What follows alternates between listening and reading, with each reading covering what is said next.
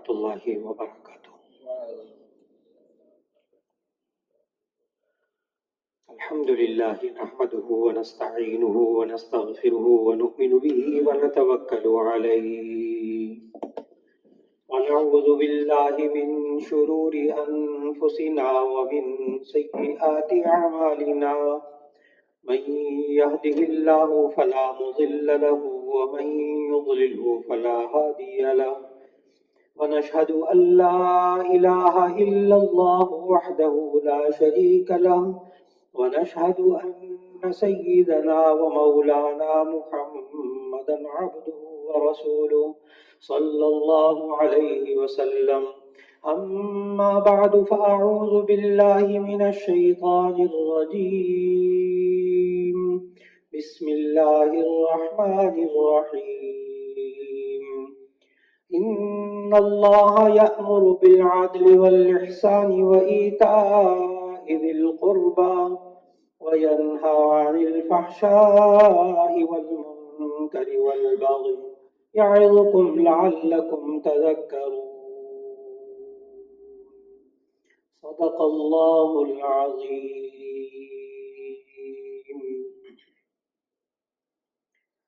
اللہ رب العزت نے ہمیں قرآن مجید میں زندگی گزارنے کے جو سلیقے سکھائے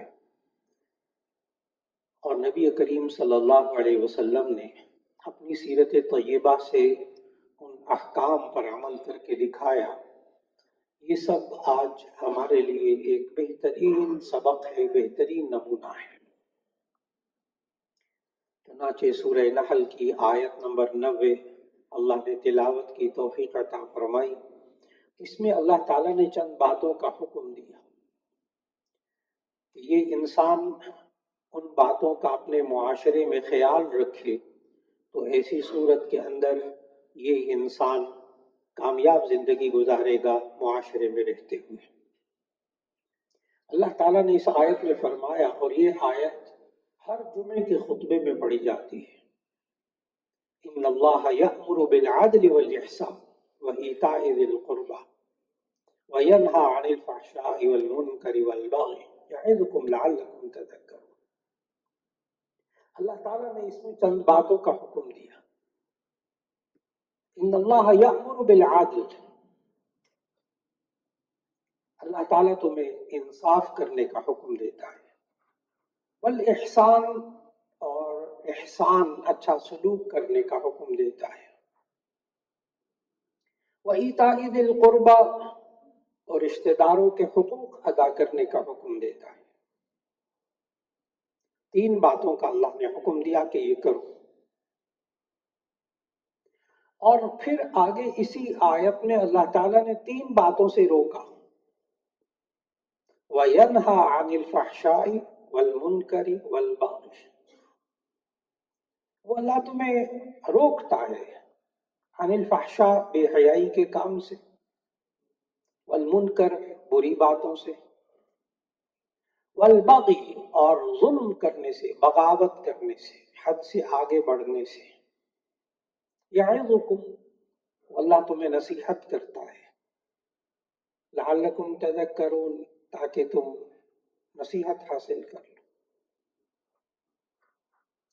کیا عجیب بات نہیں ہے کہ اس آیت میں اللہ نے تین کام کرنے کا حکم دیا اور تین کاموں سے روکا، اور ہمارے معاشرے میں ایک رواج بن چکا ہے، جن تین کاموں کا اللہ نے کرنے کا حکم دیا وہ نہیں کرنے، اور جن تین کاموں سے روکا وہی تین کام کرنے۔ مزاج کیا بہت خوفناک بات نہیں؟ اور اس کے پھر نقصانات کیا ہیں معاشرے میں؟ ان اللہ یأمر بالعدل، اللہ تمہیں حکم دیتا ہے انصاف کرو۔ یہ نہ بہنوں کے ساتھ انصاف کرنے پر تیار ہے، نہ ماں باپ کے ساتھ، نہ اپنی اولاد کے ساتھ، نہ بیوی کے ساتھ، نہ اپنے دوستوں کے ساتھ انصاف کرنے کو تیار ہے۔ انصاف نہیں کرے گا تو احسان کہاں کرے گا، اس کے لیے بھی تیار نہیں۔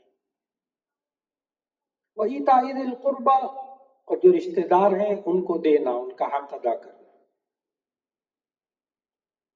تینوں کام معاشرے میں انسان اکثریت نہیں کر پا رہے. اور تین کام جن سے اللہ نے روکا، وَيَنْهَى عَنِ الْفَحْشَاءِ، بے حیائی کے کاموں سے اللہ نے روکا. یہ انسان ان تمام بے حیائیوں کے کاموں میں معاشرے کے اندر مبتلا. والمنکر، بری باتیں. اور نمبر 3 والبغی، بغاوت. بغاوت کہتے ہیں عہد کو توڑنا، جو اللہ نے حدیں مقرر کی ان کو پھلانگ جانا. اس کا ترجمہ ظلم بھی کیا ہے مفسرین. بغی کا معنی ظلم بھی، سرکشی بھی، بغاوت بھی، اللہ کے حکم کو توڑنا بھی.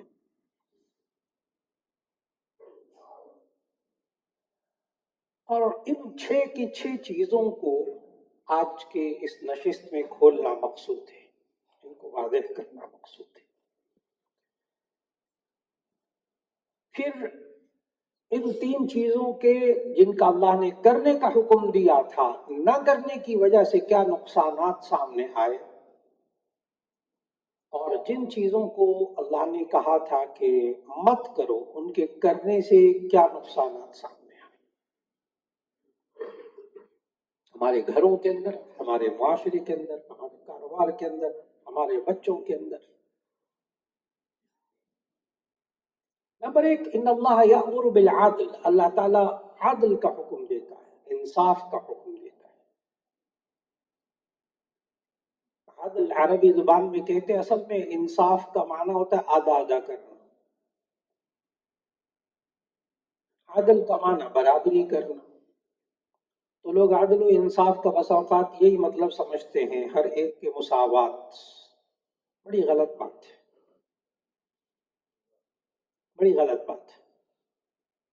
سب کے پاس پیسے برابر ہوں، سب کے پاس گھر برابر ہوں، سب کے پاس کپڑے برابر ہوں، سب مال میں برابر ہوں. کمیونزم رشیا میں بہت عرصہ چلتا رہا. ساروں کے لیے کپڑے ایک جیسے، ساروں کے لیے تنخواہیں ایک جیسی، پیسہ سب کے پاس ایک جیسا، گھر بھی ایک جیسی. یہ 2 بندوں کا گھر، یہ 4 بندوں کا، یہ 6 بندوں کا. چنانچہ وہ جب 6 بچے ہو جاتے تھے، 6 بندے ہو جاتے تھے بچوں سمیت، وہ الگ گھر دیتے تھے، گھر ٹرانسفر ہو جاتے تھے. 2 بندوں کا الگ، 4 کا الگ، 6 کا الگ، کوارٹر بنے ہوئے تھے، گھر بنے، فلیٹ بنے ہوئے تھے.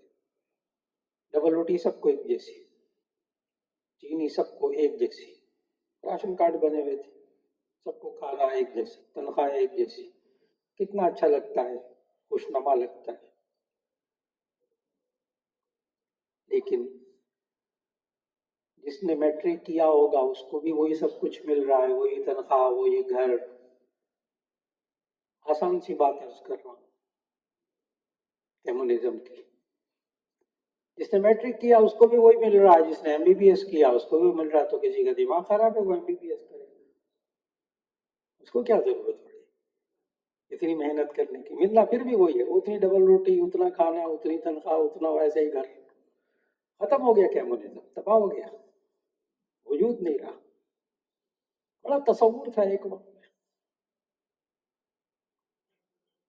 عدل یہ نہیں ہے.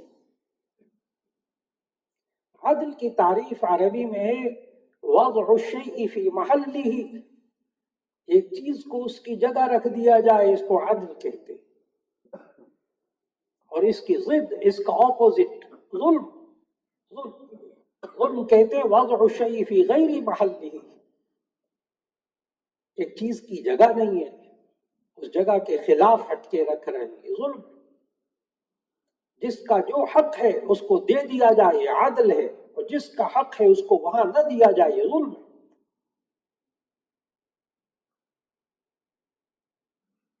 مساوات نہیں، مساوات کہتے ہیں دین اسلام تو مساوات سکھاتا ہے، بالکل سکھاتا ہے.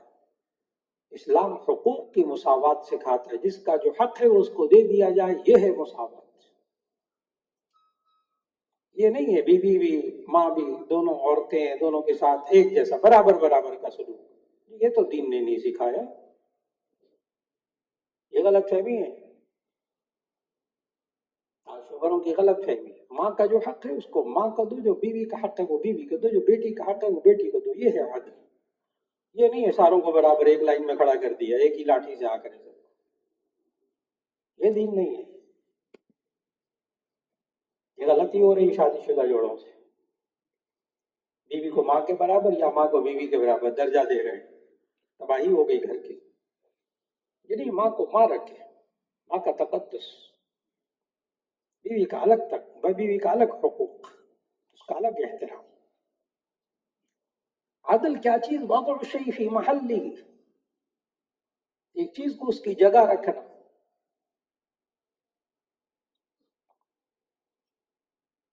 ٹوپی اس کی جگہ ہے سر، سر کے اوپر ٹوپی، ٹوپی پاؤں میں رکھی جائے گی، اس کو ظلم کہیں گے۔ جوتے پاؤں میں، اس کو اگر سر پہ رکھیں گے ظلم کہلائے۔ میں آسان سی مثال دے کر بات کو واضح کر رہا ہوں۔ جس کی جو جگہ ہے، جس کا جو حق ہے اس کو دیا جائے، یہ عدل، یہ انصاف۔ اور احسان کیا ہے آگے جس کا اللہ نے حکم دیا، ان اللہ یأمر بالعدل والاحسان، یہ احسان کیا ہوتا ہے؟ جس کا جو حق ہے اس سے بڑھ کر اس کو دے دیا جائے، یہ احسان ہے۔ نبی صلی اللہ علیہ وسلم نے مدینہ منورہ کی تجارت کو، مدینہ منورہ کا پہلا نام ہجرت سے پہلے یثرب، یثرب قرآن مجید میں نام ہے، یا اہل یثرب لا مقام لکم فارجعوا، مدینے کا پرانا نام۔ تو جو اہل یثرب ہوتے تھے وہ ناپ تول میں کمی کرتے تھے، نبی صلی اللہ علیہ وسلم کے آنے سے پہلے قوم شعیب والے کام میں مبتلا تھے، ناپ تول میں کمی کرتے تھے، ڈنڈی مارتے تھے۔ نبی صلی اللہ علیہ وسلم مدینہ تشریف لائے تو لوگوں کو تجارت کے اندر احسان سکھایا اور ان کی عادتوں کو کیسے بدلا۔ وہ قوم جو کہ ناپ تول میں کمی کرتی تھی، یثرب کے لوگ، میں مدینہ نہیں کہہ رہا، یثرب کے لوگ، نبی صلی اللہ علیہ وسلم نے جب اس اسلامی ریاست میں یہ قانون بنا دیا، جامع ترمذی کی حدیث ہے کہ لوگوں کو سمجھایا، زن ورجح، دو لفظ بولے، اس کو قانون بنا دیا کاروبار کا۔ آج تک مدینہ شریف میں آپ جائیں گے تو یہی ہو رہا، اس حدیث پر عمل ہو رہا، پھل بھی لیں گے تو عمل ہو رہا، کوئی چیز لیں گے عمل ہو رہا، کھجوریں بھی لیں گے تو عمل ہو رہا اس پر۔ زن ورجح، زن امر کا صیغہ ہے، وزن یزن سے تولو، زن ورجح، تولو، جھکتا ہوا تولو، گاہک کو زیادہ دیتا، احسان، احسان۔ آپ کو پیسے اس نے 1 کلو کے دیے، آپ 1 کلو سے زیادہ اس کو تھوڑا سا دے رہے ہیں۔ آج مدینہ شریف میں بازاروں میں مزاج ہے یہ والا، یہ نبی صلی اللہ علیہ وسلم نے سکھایا۔ آپ بھی سوچتے ہوں گے کہ یہ کیسے ممکن ہے کہ ایک بندہ جو ہے وہ آلو جو ہے وہ 10 کلو منڈی سے لے کر آئے ایک بھاؤ میں، اور پھر اس کو جھکتا ہوا تولے، زیادہ زیادہ دے دے، کمائے گا کیسے؟ تو جو تاجر حضرات ہیں وہ فوراً سمجھے گا کمائے گا کیسے، اس کا ریٹ مقرر کر دیں اس حساب سے، اس حساب سے اس کا ریٹ مقرر کر دیں، کمائے گا پھر بھی، وہ بھی کمائے گا پھر بھی، جھکتا ہوا دے کر بھی کمائے گا۔ نبی صلی اللہ علیہ وسلم نے احسان سکھایا، عدل سے بڑھ کر احسان، اچھا سلوک، کہ جس کا جو حق ہے آپ اس حق سے بڑھ کر دے دیں، یہ احسان ہے۔ یہی غلط فہمی ہے جب عورتیں بیانات سنتی ہیں ہمارے بزرگوں کے، اکابر کے، کہ جی عورت کے ذمے شوہر کے لیے کھانا پکانا ذمے نہیں ہے، شوہر کے ذمے ہے نان نفقہ، اور یہ جو شوہر کا باپ ہے نا اس کی خدمت بیوی کے ذمے نہیں ہے، شوہر کے بہن بھائیوں کے گھر والوں کی خدمت بھی ذمے نہیں ہے، اور گھر کی صفائی اور کپڑے دھونا بھی اس کی ذمے نہیں ہے بیوی کی۔ تو یہ بیانات سن کر بالکل درست باتیں، یہ پتہ کون سی بات ہے؟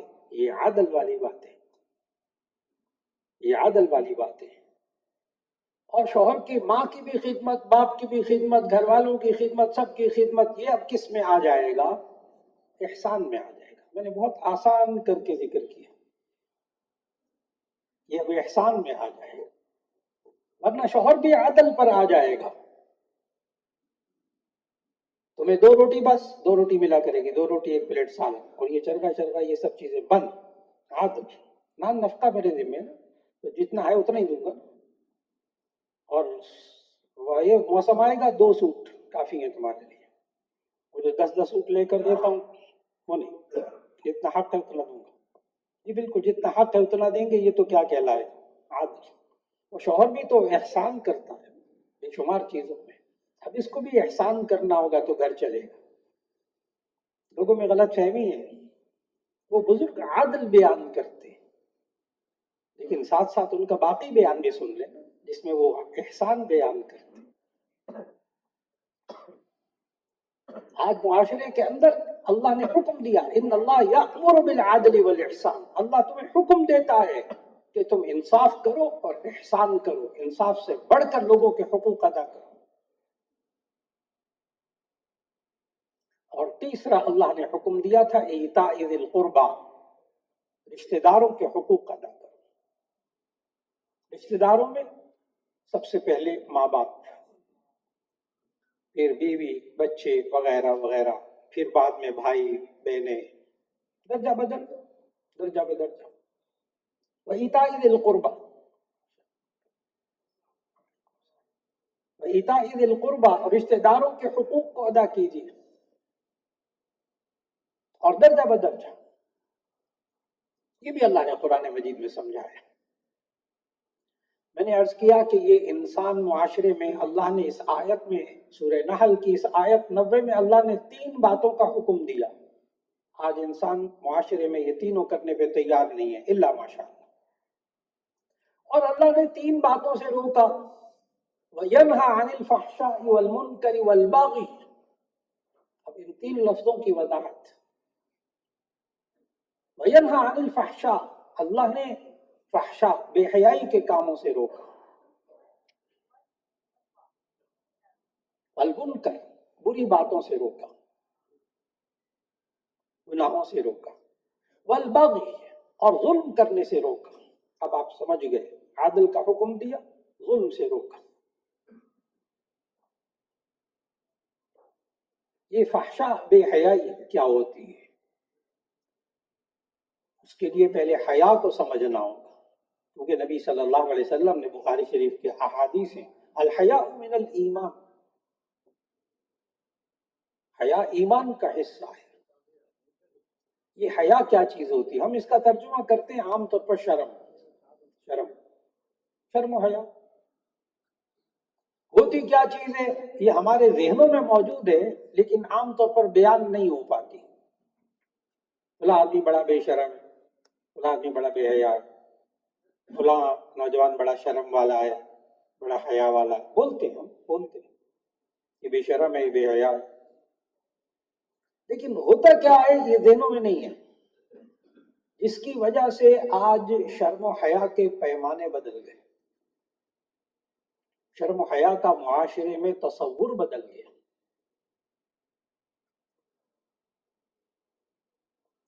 امام راغب اصفہانی نے مفردات القرآن، انہوں نے قرآن حکیم میں جو الفاظ آئے ہیں ان کی تشریح لکھی الگ الگ کر کے کہ اس کا مطلب کیا ہے. بعض لفظ آسان ہوتے ہیں لیکن ان کو سمجھنا مشکل ہوتا ہے تھوڑا سا. ان میں سے ایک لفظ حیا بھی ہے. امام راغب رحمہ اللہ نے مفردات القرآن میں لکھا، حیا کہتے ہیں انقباض النفس عن القبیح، بری بات کے بارے میں انسان کے دل کے اندر جو رکاوٹ ہوتی ہے اس کو حیا کہتے ہیں. اور یہ بری بات کیا ہوتی ہے، اچھی بات کیا ہوتی ہے، اس میں ایک دیوار، ایک لکیر کھینچ دیجیے. کوئی گول مول بات ذہن میں نہ رکھے، اچھی بات کیا ہوتی ہے، بری بات کیا ہوتی ہے. ایک دیوار، ایک لکیر کھینچ دے. بالکل جس چیز کا اللہ اور اس کے رسول صلی اللہ علیہ وسلم نے حکم دیا ہے، اجازت دی ہے، وہ اچھی چیز ہے، جس سے روکا ہے وہ بری چیز ہے. ختم بات. کوئی گول مول بات ذہن میں نہیں رکھنی چاہیے. جس چیز کا اللہ اور اس کے رسول صلی اللہ علیہ وسلم نے حکم دیا، اجازت دی ہے، وہ اچھی بات ہے، جس سے منع کیا ہے وہ بری بات ہے۔ اب بری بات کے بارے میں انسان کے دل کے اندر رکاوٹ ہو تو اس کو حیا کہتے ہیں، اور جب وہ رکاوٹ اٹھ جائے تو اسے بے حیائی کہتے ہیں۔ میں اس کو تھوڑا سا مثال سے عرض کروں گا، اس کو سمجھنا بڑا ضروری ہے، اس لیے کہ آج ہمارے نوجوان بچے بچیوں میں سے حیا ختم ہو رہی ہے، کم نہیں ہو رہی، ختم ہو رہی ہے۔ ماں باپ کو اندازہ نہیں ہے، اس لیے کہ ماں باپ کے ذہنوں میں حیا کی تعریف نہیں ہے، اس کی ڈیفینیشن ان کے ذہنوں میں نہیں ہے۔ یہ وجہ ہے اصل۔ ابھی میں عرض کرتا ہوں، دو مثالیں دوں گا، ایک دم سمجھ میں آ جائے گا کہ میں کیا بول رہا ہوں، کہ حیا ہمارے معاشرے میں سے ختم ہو رہی ہے اور اس کا نقصان کیا ہے اس کو بھی سمجھنا ہوگا۔ بڑا خوفناک نقصان ہے۔ حیا کی تعریف، حیا کی ڈیفینیشن ذہن میں رکھیے گا، علامہ راغب اصفہانی کی، انقباض النفس عن القبیح، دل کے اندر، انسان کے دل کے اندر جو رکاوٹ ہوتی ہے برے کام کے بارے میں، اس کو حیا کہتے ہیں۔ جب تک یہ رکاوٹ رہتی ہے یہ انسان حیا والا انسان ہے، جب رکاوٹ اٹھ جاتی ہے اسی کو بے حیائی کہتے ہیں۔ ہمارے ذہنوں میں بے حیائی جو ہے نا، وہ صرف ناچ گانا، بے لباس ہونا، ننگا بدن، بس ہمارے ذہن میں بے حیائی یہی رہ گئی ہے۔ بہت غلط بات ہے، بے حیائی کا اتنا سا مفہوم نہیں ہے، بے حیائی کا بہت طویل مفہوم ہے۔ ہر بری بات کے بارے میں انسان کے دل کے اندر رکاوٹ ہے، اس کو حیا کہتے ہیں، جب وہ رکاوٹ اٹھتی ہے اس کو بے حیائی کہتے ہیں۔ ماں باپ اکثر اپنے نوجوان بچوں کو سگریٹ پینے سے منع کرتے ہیں، بری بات ہے، وجہ یہ ہے کہ اس سے نقصان ہوتا ہے صحت کو۔ ماں باپ خود بھگت چکے ہوتے ہیں، والدین خود بھگت چکے ہوتے ہیں، کہتے ہیں بچے تو کم از کم نہ بھگتے۔ تو ماں باپ نے سگریٹ سے منع کیا نوجوان کو، سمجھتے باپ برا سمجھتا ہے۔ اب وہ نوجوان ایسی سوسائٹی میں دوستوں میں اٹھنا بیٹھنا شروع ہوا کہ اس نے سگریٹ پینا شروع کر دیا، تو جب وہ گھر میں داخل ہوتا ہے تو کلی کر کے آتا ہے، چنگم چبا کے آتا ہے، تاکہ ماں کو باپ کو کہیں بو نہ آ جائے ان سے۔ دیکھو کتنی حیا ہے اس کے دل کے اندر سگریٹ کی بو کے بارے میں۔ جیبوں کو بھی خالی کر کے آتا ہے، کہیں ماں کپڑے دھونے لگے تو ٹوٹا نہ اندر سے نکل آئے سگریٹ کا۔ لیکن ایک دفعہ اس کی جیب سے ماں نے سگریٹ کا ٹوٹا پکڑ لیا، اوہو یہ تو بچہ سگریٹ پیتا ہے۔ ماں نے پوچھا، چلو ماں کو پتہ لگ گیا، اب ماں کے سامنے پینا شروع کر دیتا ہے، پتہ جو لگ گیا۔ پھر اس کے بعد باپ نے بھی کبھی دیکھ لیا اس کو سگریٹ پیتے ہوئے۔ پھر اس کے بعد، میں بہت مختصر کر رہا ہوں، پھر اس کے بعد ہم محفلوں میں دیکھتے ہیں کہ نوجوان بچے آج کے معاشرے میں بسا اوقات سگریٹ پیتے ہیں، ماں باپ کے سامنے بھی پیتے ہیں۔ کبھی کبھی محفل میں بیٹھے ہوتے ہیں، خود اپنی آنکھوں سے دیکھا، جوان بچے باتیں کرتے ہوئے سگریٹ پی کر دھواں باپ کے منہ کی طرف چھوڑتے ہیں، اور باپ بھی خوش ہے اس پہ، باپ کچھ نہیں محسوس کر رہا۔ یہ تو آپ نیک لوگ ہیں جن کو افسوس ہو رہا ہے۔ میں نے جب ماحول میں دیکھا تو وہاں تو باپ برا نہیں محسوس کر رہا۔ ایک وقت وہ تھا جب یہ منہ صاف کر کے جاتا تھا، چنگم چبا کے جاتا تھا، الائچی کھا کے جاتا تھا، منہ دھو کے جاتا تھا، سگریٹ کی جیب خالی کر کے جاتا تھا، ماں کو پتہ نہ چل جائے، باپ کو پتہ نہ چل جائے۔ اس وقت اس کے دل کے اندر سگریٹ کے بارے میں حیا تھی، اور جب ماں باپ کے سامنے شروع ہو گیا، حیا نہ رہی، یعنی وہ رکاوٹ تھی وہ نہیں رہی۔ میں ایک اور مثال سے عرض کروں گا تاکہ جو میں کہنا چاہتا ہوں آپ بات تک آپ حضرات خود پہنچیں گے انشاءاللہ، میں بھی واضح کروں گا انشاءاللہ۔ ایک نوجوان بڑے اچھے عہدے پر، ایک سیٹ پر پہنچا، وہاں رشوت چلتی تھی۔ یہ اس عہدے پر بیٹھا، سیٹ پر بیٹھا، ایک بندہ آیا، یہ کام کرتے کہ ٹھیک ہے ہو جائے گا، پروسیجر میں چلے گا، ایک ہفتے بعد پتہ کر کیا، لیکن مجھے ابھی چاہیے کل، پیسے لے لو، کہنے نہیں پیسے نہیں لیتے، بالکل رشوت نہیں۔ وہ کہنے کا لے لے، 10 دفعہ منع کرے گا اس کو نہیں لینا، بالکل رشوت نہیں. وہ کہتے بیوی بچوں کے کام آئے گا لے لو. آخر کار بے بس ہو کے چلو لے لیا. وہ ادھر ادھر 10 دفعہ دیکھے گا، کوئی دیکھ تو نہیں رہا رشوت لیتے ہوئے. اور جب وہ لے لے گا نا رشوت، ہاتھ میں پکڑ لے گا، اس کے ہاتھ کو غور سے دیکھے، ہاتھ اس کے کانپ رہے ہوں گے، اور سردیوں کے موسم میں اس کے ماتھے پہ پسینہ آ گیا ہوگا، اور جیب میں پیسے رشوت کے رکھنے کے بعد اس کا دل کی دھڑکن بڑی تیز ہو گئی ہوگی، اور کئی ہفتے وہ سوچتا رہا ہوگا کہ کسی کو پتہ نہ چل جائے میں نے رشوت لی ہے. لیکن وہ سیٹ ایسی تھی، چلتا رہا. 1-2 سال کے بعد پھر وہی بندہ آتا ہے، یہ کام کر دے، کہ لے کہ بالکل بالکل پہیے لگائے کام ہو جائے گا. آئینوں کو پہیے لگائے پیسے دے. 10 بندے دفتر کے بیٹھے، ان کے سامنے کہتا ہے وہی بندہ شروع میں جب اس جاب پہ آیا تھا، اس سیٹ پہ آیا تھا، تو اس کے دل کے اندر رشوت کے بارے میں رکاوٹ سی، وہ حیا تھی، رشوت کے گناہ کے بارے میں حیا تھی اس کے اندر. وہ ماتھے پہ پسینہ، وہ ہاتھوں نہ رستے تھے، وہ دل گھبراتا تھا رشوت لیتے ہوئے، وہ رکاوٹ تھی، وہ حیا تھی. اور جب 10 بندے دفتر کے بیٹھے سامنے، ان کے سامنے کہتا پیسے دیں گے تو کام ہوگا، تو معلوم ہو اس وقت حیا نہیں رہی. اگر اس مثال کو تھوڑا سا پلٹ، تو ایک وقت وہ تھا کہ بیویاں شوہر کا نام نہیں لیتی تھی، یہاں تک کہ لوگوں نے لطیفے بنائے ہوئے تھے. شوہر کا نام رحمت اللہ تھا،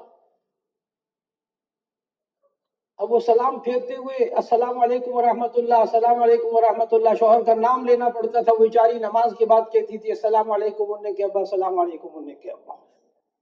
اتنی حیا، وہ بھی کوئی شرعی چیز نہیں تھی کہ میں ایک انتہا بتا رہا ہوں. ایک وقت وہ بھی تھا کہ شوہر کا نام لینا وہ بھی برا سمجھا جاتا تھا، ایک رکاوٹ تھی. ایک وقت وہ بھی آتا ہے ہمارے معاشرے کے گھروں میں،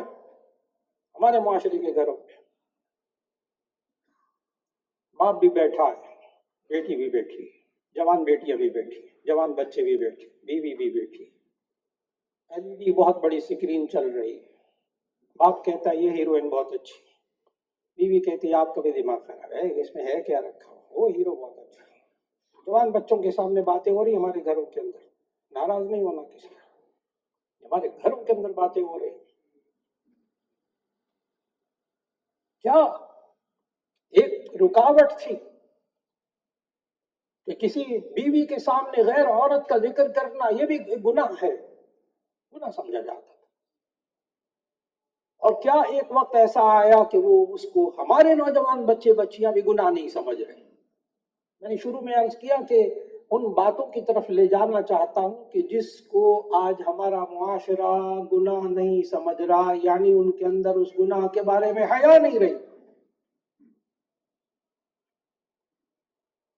وہ مخلوط مجلس سے لڑکے لڑکیاں مکس اللہ گلا کر رہے ہیں،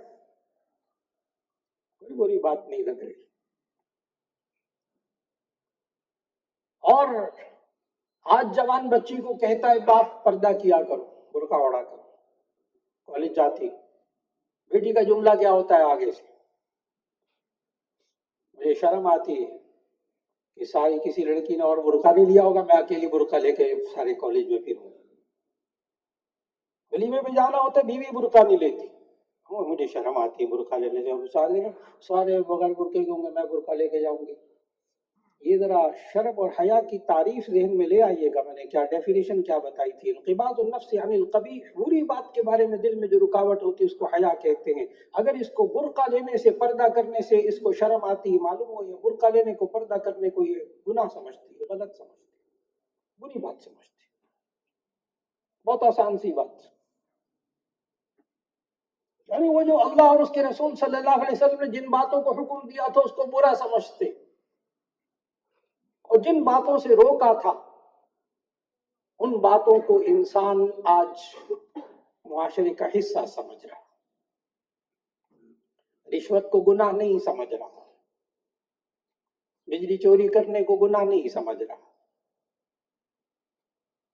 فلاں چیزوں کو گناہ نہیں سمجھ رہا، دوسروں کے حق تلفی کو گناہ نہیں سمجھ رہا، وراثت کے اندر اپنی بہنوں کے حق نہ دینے کو برا نہیں سمجھ رہا. باپ کے مرنے کے بعد باقی بھائیوں کو جائیداد بیچ کر حق دینے کو برا، حق نہ دینے کو برا نہیں سمجھ رہا، گناہ نہیں سمجھ رہا، بس ٹھیک ہے چل رہا۔ سود کھانے کو برا نہیں سمجھ رہا، یعنی سود کھانے کے بارے میں حیا نہیں رہی۔ اور نبی صلی اللہ علیہ وسلم نے فرمایا ان مما ادرک الناس الکلام من نبوت الاولی، کہ پہلے انبیاء کے کلام سے جو ایک بات معلوم ہوتی ہے وہ ایک یہ بات ہے کہ اذا لم تستحی فاصنع ما شئت، جب تجھ میں حیا نہ رہے تو جو جی چاہے کر۔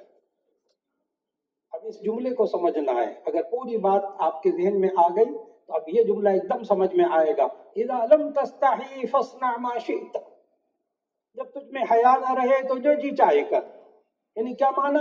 جب گناہ کے بارے میں رکاوٹ نہیں رہی، یعنی گناہ کو گناہ نہیں سمجھا جا رہا، تو ایسی صورت میں جو جی چاہے کیجیے، کیونکہ گناہ نہیں ہے، سمجھے ہی نہیں گناہ، وہ ان کے ذہنوں میں ہے ہی نہیں کہ ہم گناہ کر رہے ہیں۔ یہ انسان شراب بیچ رہا، شراب پی رہا، گناہ نہیں سمجھ رہا۔ یہ انسان مخلوط، لڑکے لڑکیاں میک اللہ غلہ گانا بجانا ملے سب مہندیوں میں رقصوں میں فلاں فلاں چیزوں میں، یہ مسلمان برا نہیں سمجھ رہا۔ تو نبی کریم صلی اللہ علیہ وسلم نے ارشاد فرمایا اس کی وجہ کیا ہے؟ وجہ یہ ہے کہ حیا نہیں رہی۔ اور ذہن میں رکھیے گا الحیاء من الایمان، بخاری شریف کی حدیث، الحیاء من الایمان، حیا ایمان کا حصہ، ایمان میں سے ہے۔ نبی صلی اللہ علیہ وسلم نے، امام بخاری رحمہ اللہ نے اپنی کتاب المفرد میں، الادب المفرد میں ایک حدیث لکھی، بڑی عجیب ہے، کہ نبی کریم صلی اللہ علیہ وسلم نے فرمایا الحیاء والایمان قراناء، کہ یہ حیا اور ایمان دونوں جمع ہوتے ہیں، ساتھ ساتھ رہتے ہیں۔ حیا اور ایمان یہ دونوں ساتھ ساتھ رہتے ہیں۔ اذا رفع احدهما رفع الاخر، جب ان میں سے ایک اٹھتا ہے تو دوسرا بھی اٹھ جاتا ہے۔ اس کا مطلب کیا ہوا؟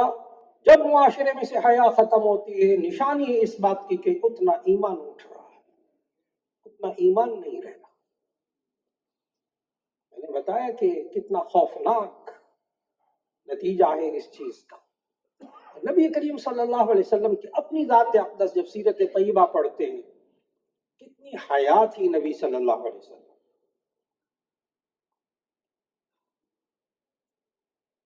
کہ صحابہ کہتے ہیں، جامع ترمذی کی حدیث، شمائل ترمذی میں بھی حدیث موجود، صحابہ کہتے ہیں ہم کوئی بری بات ہوتی تھی نا کسی سامنے یا اس کا تذکرہ ہوتا تھا، تو ہم اس کے برا ہونے کا اثر ہم نبی صلی اللہ علیہ وسلم کے چہرے مبارک میں دیکھ کر معلوم کر لیتے تھے۔ منع کرنا تو ڈانٹنا، برا بھلا کہنا وہ بہت بڑی بات ہے، ہم کوئی بری بات اگر نبی صلی اللہ علیہ وسلم کے سامنے ذکر ہوتی یا کسی کی بری بات کا ذکر ہوتا اور کسی برائی کا ذکر ہوتا تو ہم اس کے برا ہونے کا پہچانتے کیسے تھے؟ کہ نبی صلی اللہ علیہ وسلم کے چہرے مبارک میں تاثر بدلتا تھا، اور آگے صحابی جو الفاظ کہتے ہیں وہ سننے والے ہیں، کان اشد حیاء من العذراء، کان اشد حیاء من العذراء، نبی صلی اللہ علیہ وسلم شرم و حیا میں کنواری عورتوں سے بھی زیادہ تھے۔ لیکن وہ کنواری بچیاں بچے ہمارے معاشرے کے نہیں، پاکیزہ پاکیزہ۔ میں نے بتایا کہ ہمارے معاشرے میں نوجوان بچے اور بچیاں خالی بے حیا نہیں، گناہ کو گناہ ہی نہیں سمجھ رہے، جن چیزوں کو اللہ اور اس کے رسول صلی اللہ علیہ وسلم نے منع کیا اس کو نہیں سمجھ رہے گناہ۔ بے حیائی کا مفہوم محدود نہ لیجیے گا. میں نے پھر عرض کیا کہ ہمارے معاشرے میں آج بے حیائی کیا کہتے ہیں؟ صرف بے لباس ہونا، بدن کا ننگا ہونا، ناچ گانا فلاں یہ وہ، بس چند چیزوں کو بے حیائی سمجھتے ہیں. نہیں، بالکل نہیں، یہ تو کچھ اور ہے. حیا ہر بری بات کے بارے میں انسان کے دل کے اندر جو رکاوٹ ہوتی ہے اس کو حیا کہتے ہیں. جب وہ رکاوٹ اٹھتی ہے بے حیائی آ جاتی ہے. یہ ہے وہ اللہ نے جو منع کیا تھا. جو آیت سورہ نحل کی آج آیت نمبر 90 پڑھی کہ اللہ نے 3 چیزوں کا حکم دیا، 3 سے روکا. اور عجیب معاشرہ ہے ہمارا مسلمانوں کا، وہ تینوں کام جس کا حکم دیتے وہ نہیں کرتے، اور جن 3 کاموں سے روکا وہ تینوں کرتے. الٹ نہیں ہو گئے؟ لمحہ فکریہ، بہت بڑا لمحہ فکریہ. اور پھر اس حیا کا تعلق کتنا گہرا ہے انسان کی زندگی میں،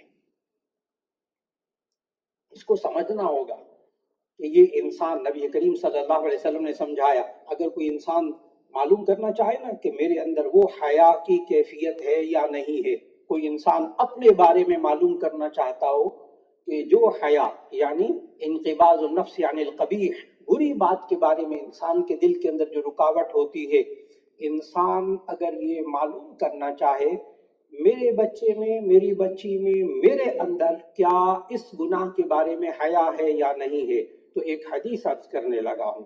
نبی صلی اللہ علیہ وسلم نے فرمایا من رعا منکم منکرا فلیغیر بیدہ فإن لم يستطع فبلسانه فإن لم يستطع فبقلبه وذلك أضعف الإيمان.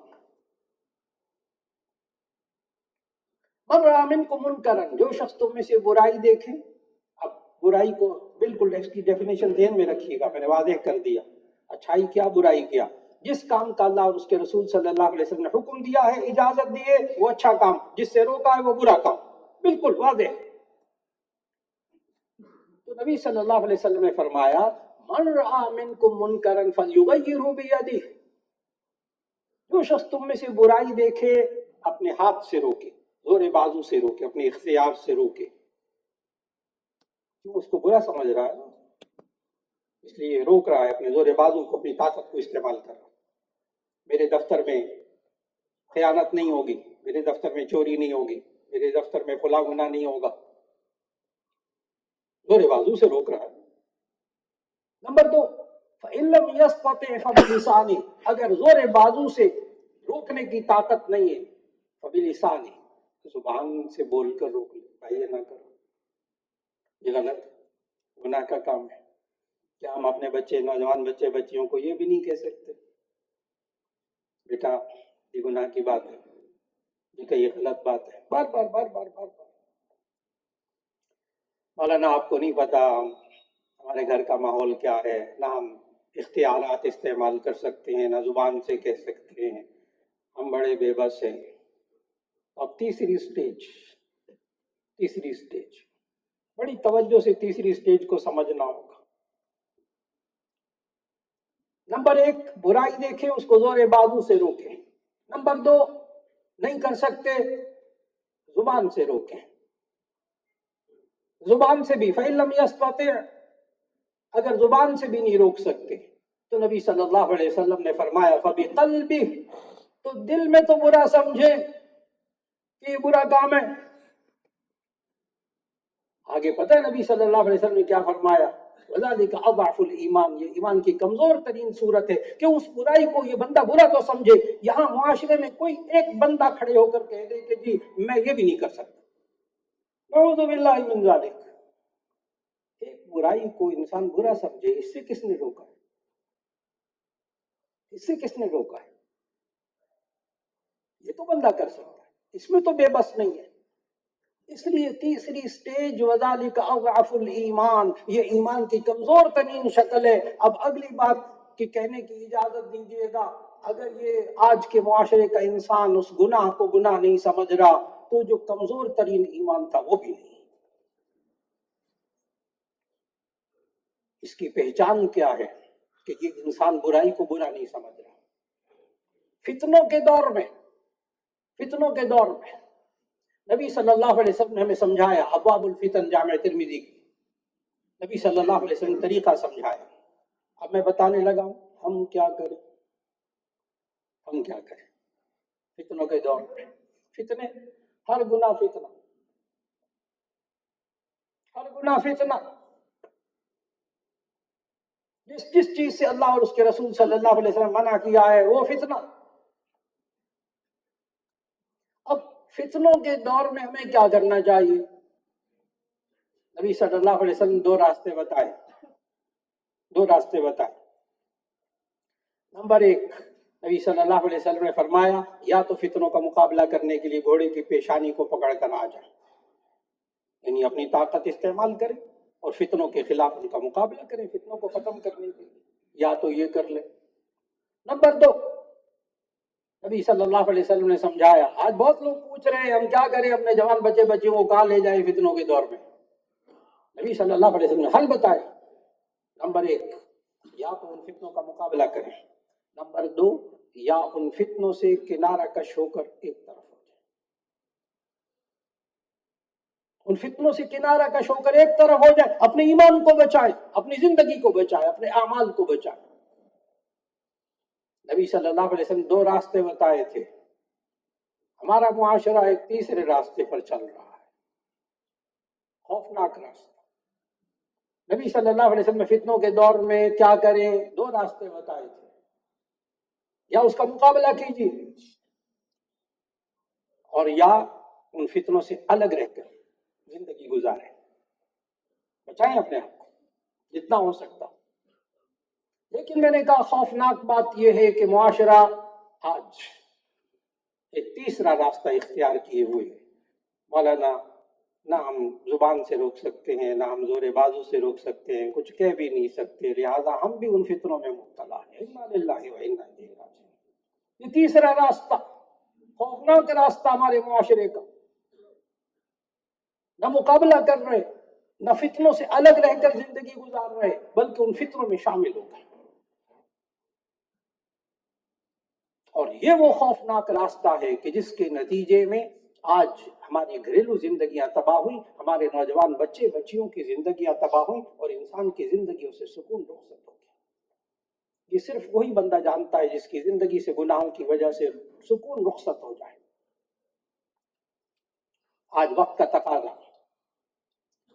کہ یہ انسان سورہ نحل کی آیت نمبر 90 شروع میں تلاوت کی کہ اللہ نے 3 باتوں کا حکم دیا، 3 سے روکا، اور میں نے کہا معاشرے میں بالکل الٹ ہو گیا الا ماشاء اللہ. جن 3 باتوں کا اللہ نے کرنے کا حکم دیا تھا یہ بندہ کرنے کو تیار نہیں، یہ مسلمان کرنے کو تیار نہیں، اور جن 3 باتوں سے روکا تھا وہ تینوں باتیں بندہ کرنے پر مکمل تیار ہے، کر رہا ہے. 3 باتیں. آج اگر ہم اپنے معاشرے کو بچانا چاہتے ہیں، اپنے جوان بچیوں کو بچانا چاہتے ہیں، اس آیت کو پڑھنا ہوگا، پھر ترجمہ سمجھنا ہوگا. ان اللہ یأمر بالعدل والاحسان وایتاء ذی القربى. بے شک اللہ تعالیٰ تمہیں حکم دیتا ہے. ہر جمعے کے خطبے میں ماشاءاللہ خطیب صاحب یہ آیت پڑھتے ہیں. ان اللہ یأمر بالعدل والاحسان وایتاء ذی القربى. اپنے بچیوں کو خود کو عادت ڈالیں معاشرے میں رہتے ہوئے ان 3 باتوں پر عمل کرنے کی. نمبر 1، اللہ تمہیں حکم دیتا ہے کہ انصاف کرو، جس کا حق ہے اس کو اس کا حق دے دو. نمبر 2، والاحسان، حق سے بڑھ کر ادا کرو، اچھا سلوک کرو. نمبر 3، وایتاء ذی القربى، رشتہ داروں کے حقوق ادا کیجیے. یہ 3 پر بندہ عمل کرتا رہے، آج اس کا گھر، اس کا معاشرہ جہاں وہ رہتا ہے خاندان میں، وہ جنت کا نمونہ بن جائے گا، سکون کا ذریعہ بنے گا. اور 3 باتوں سے اللہ نے روکا تھا، وَيَنْهَى عَنِ الْفَحْشَاءِ وَالْمُنْكَرِ وَالْبَغْيِ. اللہ تمہیں روکتا ہے عن الفحشاء، بے حیائی کے کاموں سے، والمنکر، گناہ کے کاموں سے، والبغی، اور ظلم کرنے سے. ظلم کا مطلب میں نے بتایا، جس کا جو حق ہے اس کو نہ دیا جائے، یہ ظلم ہے. اللہ رب العزت ہم سب کو معاشرے میں جن کاموں کا اللہ نے حکم دیا ہے ان کو کرنے کی توفیق عطا فرمائے. جن کاموں سے روکا ہے اللہ ان سے رکنے کی توفیق عطا فرمائے. لیکن خدا کے لیے جن کاموں سے اللہ اور اس کے رسول صلی اللہ علیہ وسلم نے روکا ہے ان کاموں سے بجائے بچنے کے ان میں شامل ہونا اور ان کو برا نہ سمجھنا، یہ ایمان کے جانے کی نشانی ہے. یہ ایمان کی کمزوری نہیں، ایمان کے جانے کی نشانی ہے. کمزوری کیا ہے؟ کمزور ترین ایمان یہ ہے وذالک اضعف الایمان، انسان گناہ کو گناہ سمجھے تو صحیح گناہ ہے، یہ کمزور ترین شکل ہے انسان کے ایمان کی۔ اللہ رب العزت ہمارے ایمان کے حفاظت فرمائے۔ دعا فرما لیجیے گا۔ الحمدللہ، اللہم صلی علی سیدنا و مولانا محمد وعلی آل سیدنا و مولانا محمد وبارک وسلم۔ ربنا آتنا فی الدنیا حسنۃ وفی الآخرۃ حسنۃ وقنا عذاب النار۔ ربنا لا تزغ قلوبنا بعد إذ هديتنا وهب لنا من لدنك رحمة إنك أنت الوهاب۔ یا اللہ اس فتنوں کے دور میں ہم سب کو گناہوں سے بچا لے۔ یا اللہ جو گناہوں کی چیزیں ہیں یا اللہ ان کا مقابلہ کرنے کی توفیق عطا فرما۔ مقابلہ نہیں کر سکتے تو کم از کم ان سے کنارہ کش ہونے کی توفیق عطا فرما۔ اور یا اللہ ہمیں ان فتنوں میں، ان گناہوں میں، ان معاصی میں مبتلا ہونے سے ہماری حفاظت فرما۔ ہو جائیں تو یا اللہ توبہ اور استغفار کی توفیق عطا فرما۔ یا اللہ جو بیمار ہیں ان کو شفا عطا فرما، جو پریشان حال ہیں ان کی پریشانیوں کو دور فرما دے، ہم سب کی دعاؤں کو قبول فرما دے۔ وصلی اللہ تعالی علی خیر خلقہ محمد و آلہ و اصحابہ اجمعین برحمتک یا ارحم